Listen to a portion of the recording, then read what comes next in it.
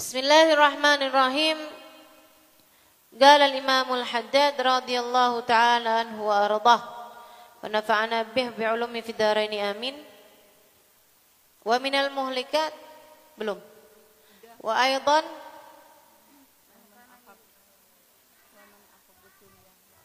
wa qala ta'ala 371 berarti ya. Wa man ahabba dunya wa aradaha washtadda hirsuhu 'alayha wa 'azamat raghbatuhu fiha faqad ta'arrada bidzalik li khatarin 'azim wa wa'idin minallahi syadid. Siapa yang mencintai dunia dan menginginkannya, washtadda hirsuhu 'alayha, dan ambisius terhadap dunia, ambisinya hanya urusan dunia, kepengenannya tuh urusannya dunia aja gitu. Washtadda hirsuhu 'alaiha, orang yang besar iniannya terhadap dunia, ambisinya terhadap dunia. Wa adumat raghbatuhu fiha, dan besar keinginannya terhadap dunia, yaitu ya prioritasnya tuh dunia. Jadi hatinya kalau dibuka cuman isinya pengen dunia aja gitu. Pengen dunia tuh pengen apa ya? Bisa pengen harta, bisa pengen cinta manusia, gitu ya. Bisa pengen karir cemerlang, bisa pengen popularitas, bisa pengen pangkat dan jabatan, gitu kan? Itu semuanya adalah dunia. Dunia. Dan orang yang prioritasnya hanya urusan dunia aja. Dunia itu semua yang gak kamu bawa mati itu dunia berarti. Udah gitu aja. Yang gak kamu bawa mati namanya dunia. Berarti Ustazah suami atau jodoh gitu dunia juga. Masuk gak kalau kamu mati? Gitu kan? Berarti Ustazah anak dan lainnya gitu, keluarga gitu dunia juga. Masuk gak kalau kamu mati? Enggak. Berarti dunia teman-teman. Akan tetapi kalau kamu bisa membawa dunia tersebut kepada kebaikan, harta sekalipun kalau kamu sedekahkan, masuk gak sama kamu ke dalam kuburan? Masuk.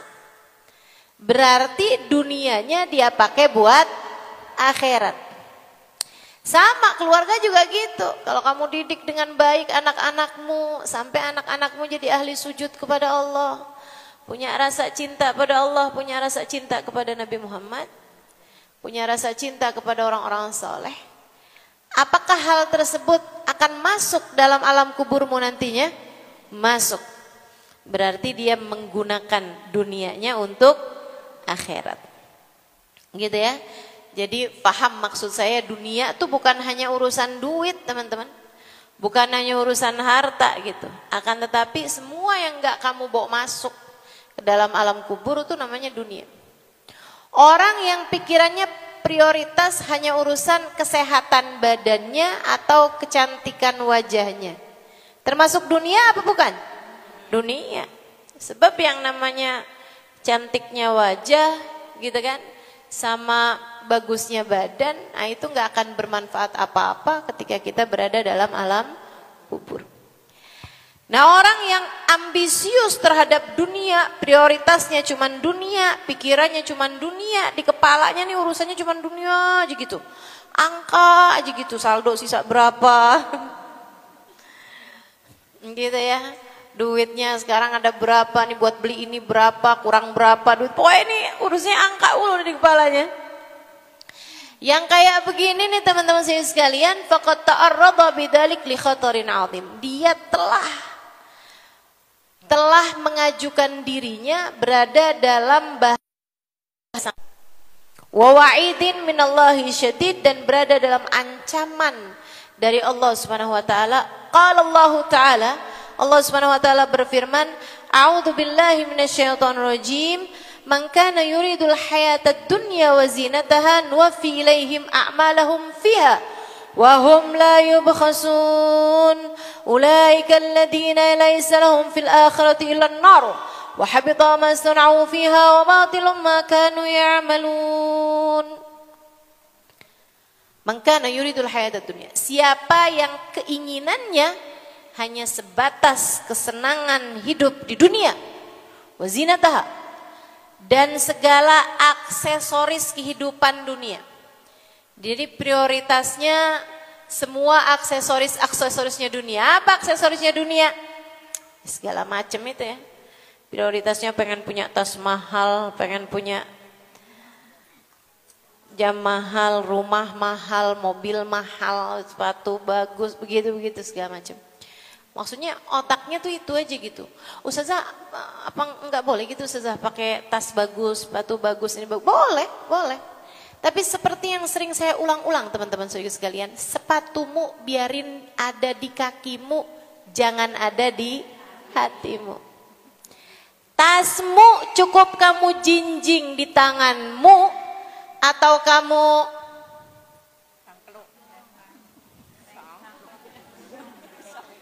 apa nih bahasa Indonesianya nih? Begini nih apa namanya? Ya, atau kamu selempangkan di bahumu. Ya, cukup begitu aja. Jangan kamu masukkan dalam hatimu.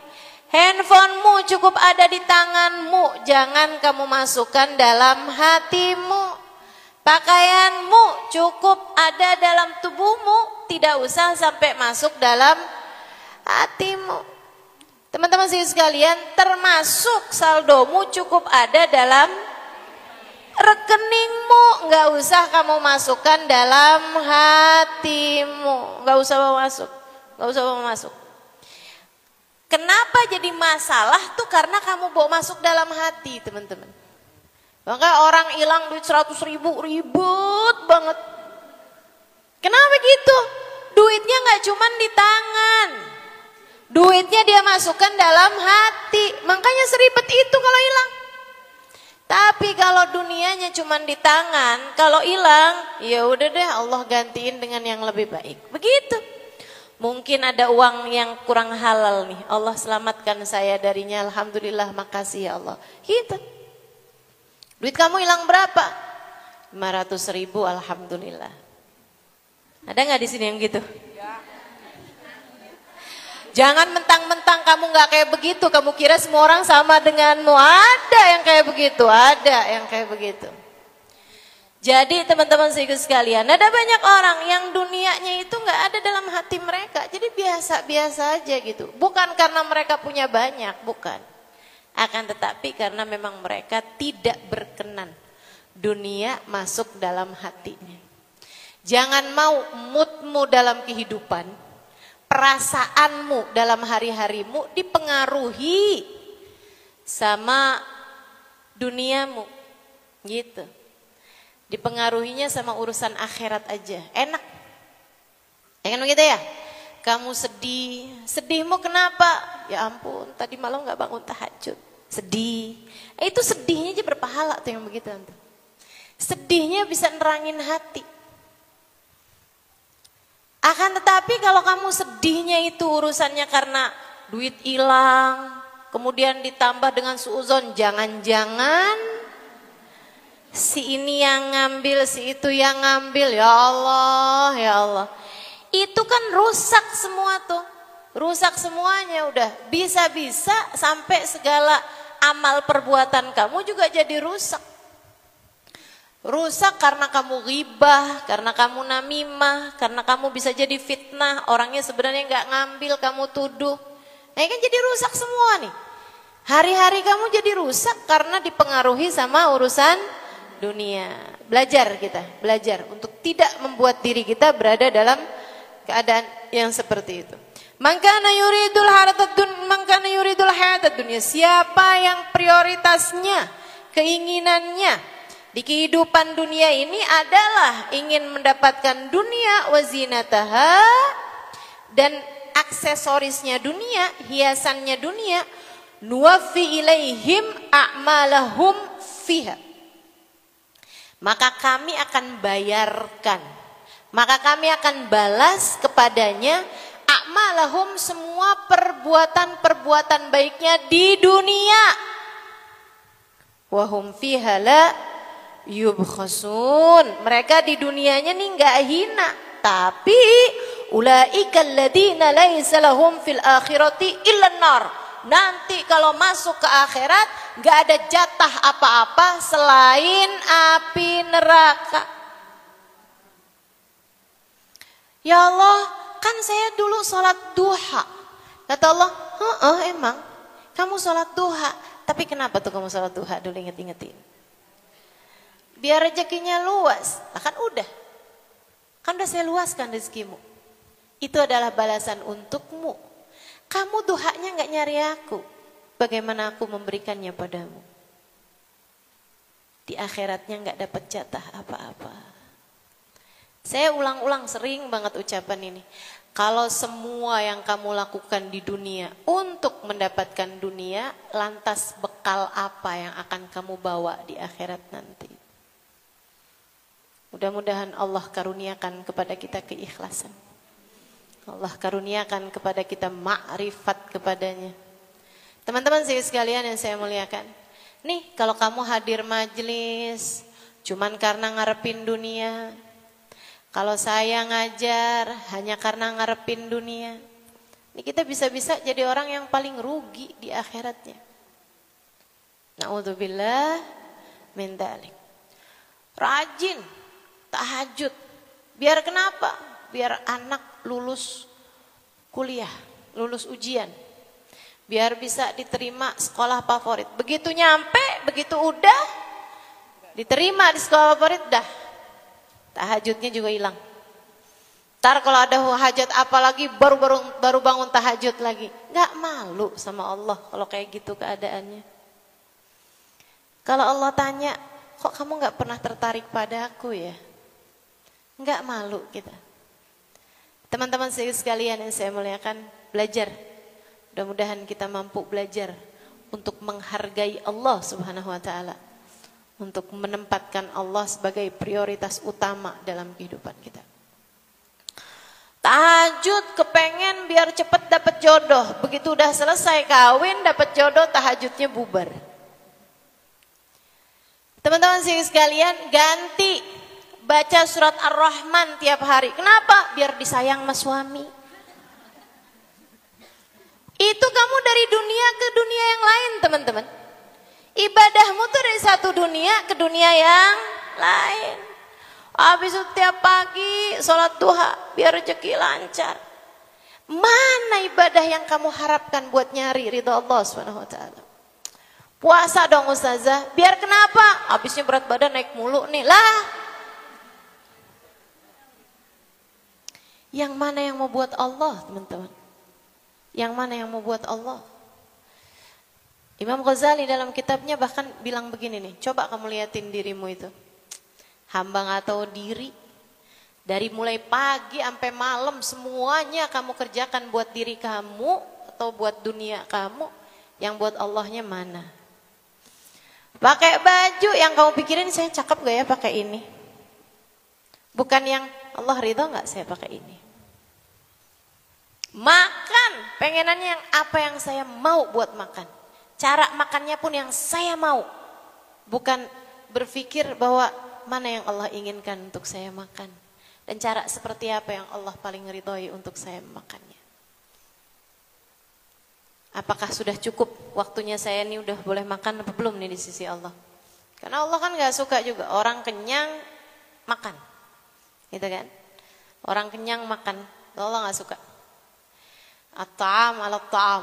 Gitu ya. Itu mimma yusawidul gelap, sesuatu yang bisa bikin gelapnya hati. Naroin makanan di perut padahal perutnya masih penuh dengan makanan sebelumnya. Siapa yang suka gitu? Saya. Ya Allah, emang bener-bener nih kita nih perlu banget buat ngertiin ini nih. Buat ngebedain mana dunia, mana akhirat. Biar kita dunianya buat akhirat, bukan ibadahnya buat dunia. Bukan akhiratnya buat dunia, tapi sebaliknya. Dunia kita pakai buat akhirat. Semoga Allah karuniakan, biar nggak nyesel, biar nggak nyesel. Tuh teman-teman saya sekalian. Makanya ada satu hadis tuh yang bikin nangisnya para ulama. Dan mereka, ya Allah serem banget nih hadis. Awal ma yatasya'ar bihi nar jahannam ala thalath. Neraka jahanam tuh pertama menjadi berkobar-kobar. Kenapa neraka jahanam berkobar-kobar? Itu karena dimasukin bahan bakarnya. Apa bahan bakarnya? Allah Subhanahu wa taala cerita dalam Al-Quran, bahan bakarnya minan nas wa minal hijarah. Bahan bakarnya api neraka itu manusia dan batu yang waktu di dunia dipakai buat patung, buat berhala. Itu bahan bakarnya api neraka. Jadi semakin manusia ditaruh di situ, semakin kayak api ditaruhin bensin, tambah berkobar-kobar. Nah, Nabi Muhammad bercerita, awal ma yatasya'ar bihi nar jahannam ala thalath. Neraka jahanam itu pertama kali dikobarkan kepada 3 orang. Yang bikin api neraka jahanam berkobar-kobar itu 3 orang. Ya Allah, saya sebenarnya kayak nggak mau gitu butin hadis ini karena sedih, takut saya. Takut, tapi ya harus disampaikan. Mudah-mudahan jadi pembelajaran buat kita dan mudah-mudahan Allah merahmati kita semua. Untuk tidak termasuk kepada 3 kelompok tersebut. Siapa mereka? Imam Ghazali cerita ini dalam salah satu kitabnya. Yang pertama, rajul. Seseorang yang alim, soleh, pendakwah, atau bolehlah dibilang ustadz atau ustazah. Yang pertama kali nih dihadirkan di hadapan Allah Subhanahu wa taala. Allah nanya, apa yang sudah aku beri? Katanya dia, ya Allah, engkau telah memberi kepadaku ilmu yang sangat bermanfaat. Apa yang sudah kamu lakukan? Saya pun kemudian mempelajarinya, sesudah saya mengerti, saya mengajarkannya untukmu ya Allah. Kata Allah, aku memberikan kepadamu ilmu, iya. Kamu pun mempelajarinya hingga kamu faham dan kemudian mengajarinya, iya. Akan tapi kamu melakukannya untukku, tidak. Kata Allah, kamu melakukannya biar dibilang, wih, pinter banget. Duh, kata-katanya ya menyentuh hati. Wah, tuh orang jadi jalan hidayahnya banyak orang. Wah, tuh orang baik benar. Ngajar terus. Waqad qila lak dzalik, dan bukankah hal itu telah disampaikan untukmu, fadkhulin nar fannaru aula bik, masuklah kamu ke dalam neraka, neraka lebih layak untukmu. Serem. Tapi ya memang harus ada yang begitu. Harus ada yang ngajar, ya kan ya? Ya udah bismillah, yang ngajar didasari dengan ilmu, urusan keikhlasan, sambil terus minta sama Allah. Nah, saya nggak mau sudah bahas ini, kalau gitu nggak usah ngajar deh. Serem. Ya ampun, saya juga ngerasa saya belum baik-baik amat, belum bisa ngamalin apa yang sudah saya ajarkan. Apalagi nyari keikhlasannya susah, udah mending aman-aman, nggak usah ngajar. Nggak gitu teman-teman, nggak gitu. Keikhlasannya nih kita terus minta sama Allah Subhanahu wa taala. Terus minta sama Allah. Gimana caranya sih biar kita lebih bisa ikhlas? Bayangin aja kamu mati dalam waktu dekat. Bayangin aja kamu mati dalam waktu dekat. Itu kamu akan lebih mampu ikhlas. Sebab kalau kamu ngarepinnya harta, ngarepinnya uang, ngarepinnya pujian orang gitu. Kalau matinya nanti malam, kalau matinya besok, itu apa manfaatnya buat kamu? Ikan begitu? Jadi bayangin mati cepet tuh emang bisa lebih mudah bagi kita untuk bisa meraih keikhlasan.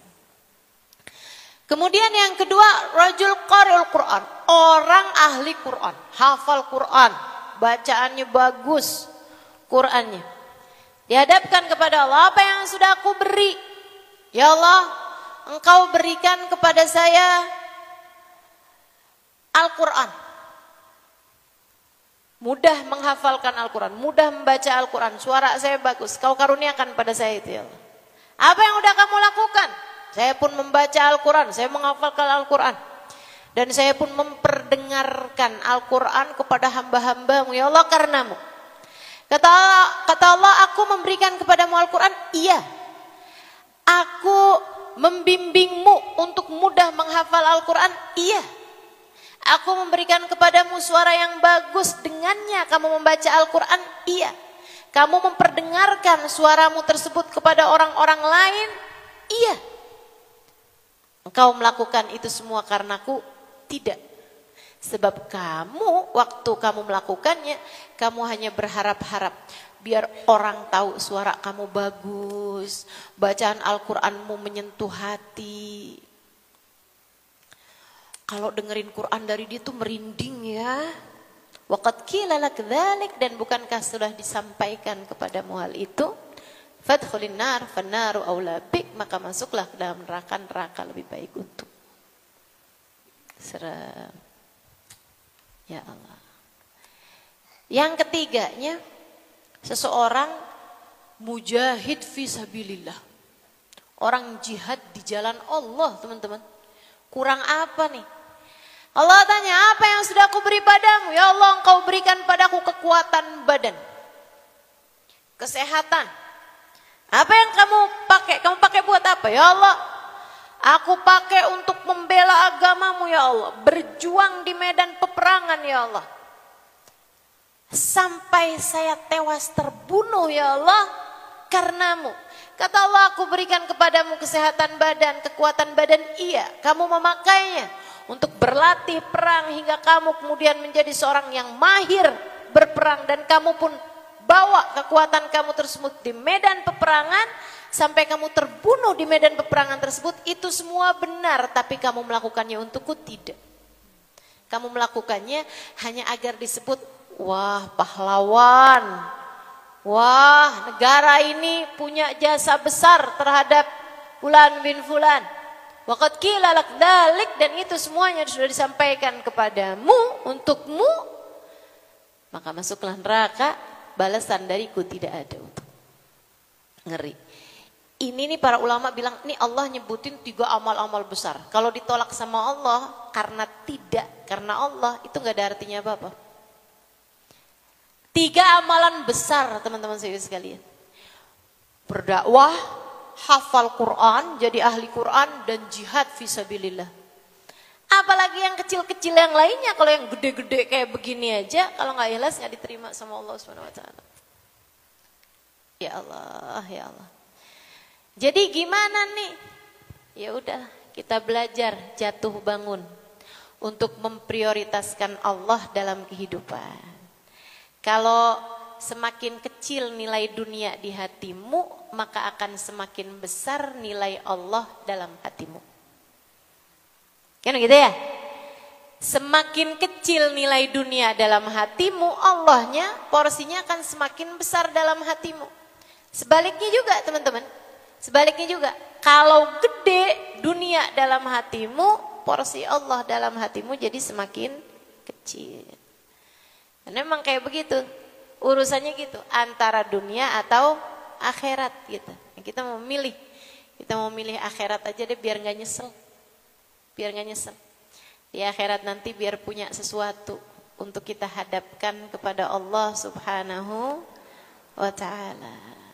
Jangan sampai nih jadi orang-orang yang di nerakanya nggak punya jatah apa-apa, di akhiratnya nggak punya jatah apa-apa selain neraka.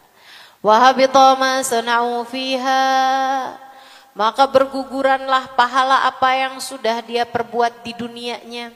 Wa batilum ma kanu ya'malun, dan batal apa yang sudah mereka perbuat. Sedekahnya batal, nggak dianggap. Kalau batal kan nggak dianggap. Sholat kamu batal tapi kamu lanjut sholat, dianggap apa nggak dianggap? Nggak dianggap. Teman-teman sekalian, saya muliakan nih, Allah bilang batilum makanu ya'malun, batal tuh semua yang udah dikerjakan dari amal perbuatan kebaikan waktu di dunia. Oke, amal tuh memang katanya Sayyidina Ali bin Abi Thalib, liyakun qabulul a'mal indaka ahammu minal a'mal nafsu.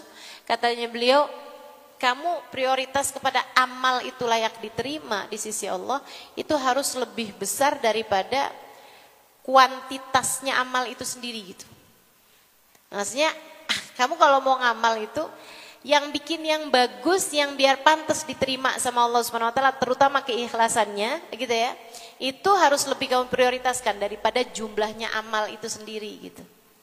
Maksudnya tuh sholat gitu ya. Daripada rokaatnya banyak, lebih baik sholatnya yang khusyuk, sholatnya yang benar-benar ikhlas karena Allah Subhanahu wa taala, nggak ngarepin apa-apa selain keridhaan Allah, itu lebih layak daripada kamu banyakin sholatnya, akan tetapi tidak karena Allah Subhanahu wa taala.